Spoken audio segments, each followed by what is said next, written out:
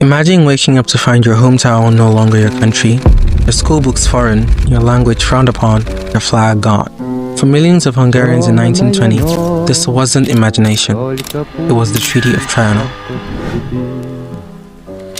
Before the war or the Great War, Hungary was half of the Austro-Hungarian Empire, a sprawling multi-ethnic giant ruled by Emperor Franz Joseph I.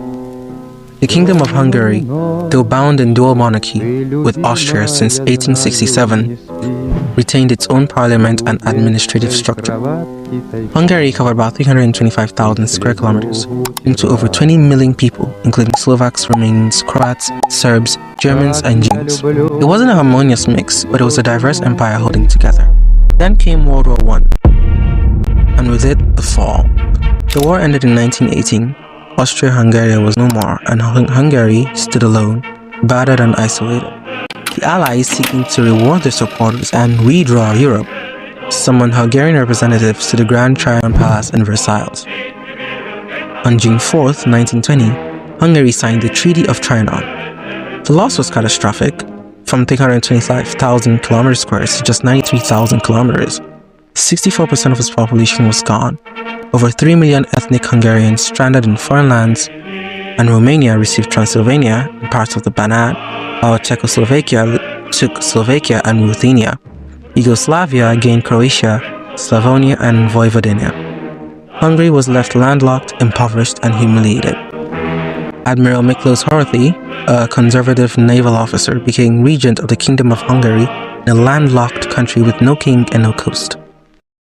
During World War II, Hungary sided with Nazi Germany, hoping to regain lost territories. They gained temporary hold of parts of Slovakia, Transylvania, and Yugoslavia, but these gains unraveled with the fall of the Axis. Hungary's alliance with Nazi Germany was more than strategic, it was desperate. By the early 1940s, it had become a reluctant satellite of Hitler's ambitions. In March 1944, fearing Hungary would switch sides, Germany launched Operation Margaret and occupied the country.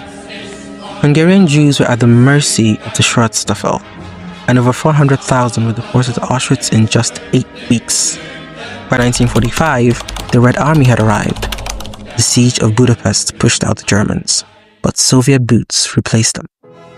What followed wasn't liberation, but new occupation by the communists backed by Stalin. Hungary became a satellite of the USSR, its economy restructured, dissent silenced, and history rewritten. Trianon remains a raw nerve in Hungary. Even till today, many Hungarians abroad consider themselves part of a cultural Hungary, not just citizens of Slovakia, Romania, or Serbia. The Day of National Unity, June 4th, commemorates those torn from their homeland. Hungary didn't just lose land in Trianon. It lost families, features, and a piece of its soul. And even a century later, the map may be redrawn, but the heartbreak remains inked in memory.